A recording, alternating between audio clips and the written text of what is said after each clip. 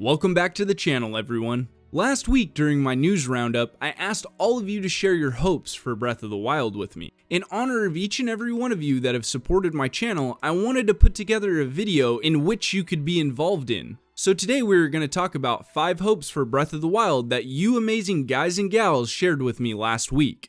Don't worry, all the other comments I didn't pick will be mentioned at the end of the video, and please keep in mind this is not a top 5. With that wrapped up, let's take a peek at what you shared with me last week.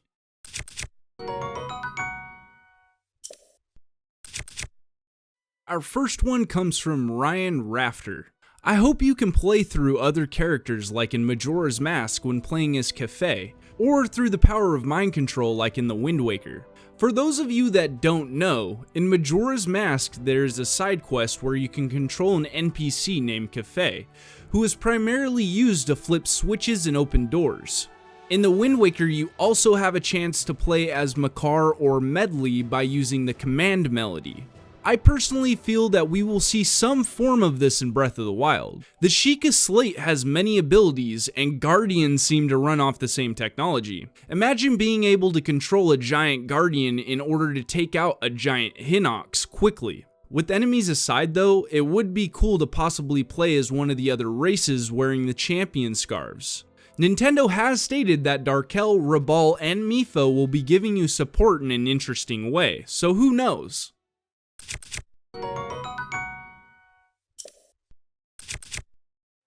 Number 2 comes from Zelda Fan.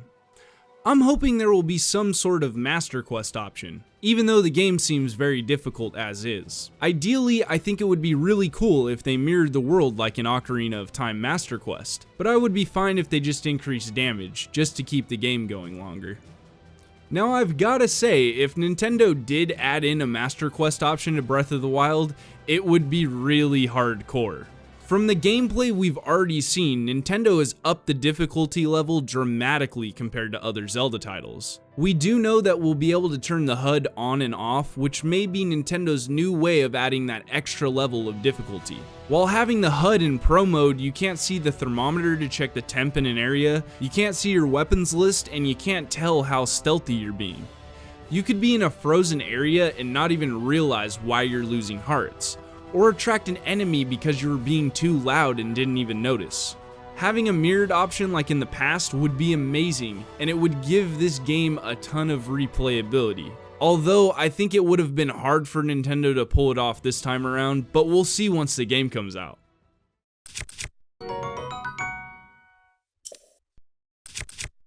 This one was submitted by George Cataloni. Forgive me if I butchered your name there. I hope Breath of the Wild enriches the timeline, rather than retconning, timeline converging, or being so vague it can go anywhere. I couldn't have said it better myself. This is something that as a Zelda theorist, I care a lot about. Triforce Heroes was our last example of how Nintendo just plops titles wherever they deem worthy in the timeline, and I really don't want to see that happen with Breath of the Wild. Since Aonuma has been taking questions for the game, he has been very secretive as to where it fits in the timeline, and he's already said that we'll find out on our own in-game.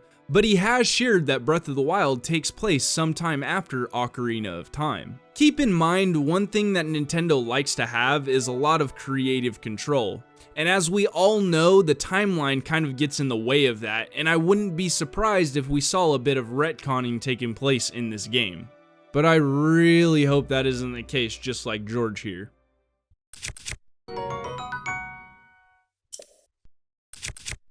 Number 4 comes from Enmu, and sorry if I mispronounced your name or anything. I'm hoping to see unique permanent weapons for Link, i.e. hookshot. You have no idea how bad I would love to see a tool like the hookshot in this game. Same goes for permanent weapons. Having to switch out to a new sword or bow because you constantly break them isn't fun and traps you in a never-ending cycle of playing, checking the menu, playing, checking the menu. Having 1 or 2 permanent weapons would at least give you the option to have a solid backup plan in case everything else breaks. Side items like the hookshot would be amazing, and from what we've seen, we may be able to get certain items like that. Take the paraglider for example. It's a support item similar to the hookshot as it takes you from point A to point B and doesn't break, although it doesn't have the ability to attack like the hookshot does. Either way though, I think it will be possible to get certain items that will ultimately help you on your journey that will not break like weapons do.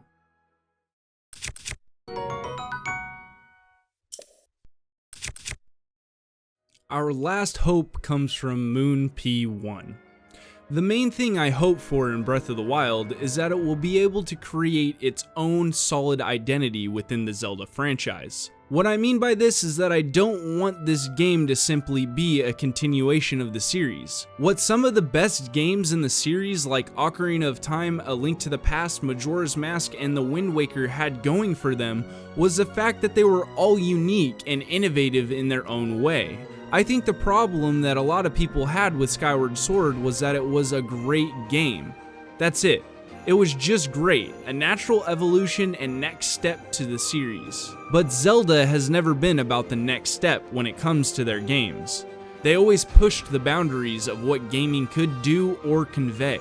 I watched the original 2013 Game Awards demo back when I was a kid. Now I'm in high school and it's pretty amazing to think about how much things have changed for the gaming community since then. My hope is for someone who's never played a Zelda game before to pick up Breath of the Wild and be able to say that it's one of the best games they've ever played. So far, Breath of the Wild looks like it has that potential. Since that one was a little long and basically summed up what I truly hope for Breath of the Wild, I'll leave it at that. So what did you all think? Did you like being involved in today's video? If so, let me know down below. Before I wrap it up, here's everyone else's comments from last week. Again, thank you all so much for supporting my channel. You guys all have a good one. Peace out.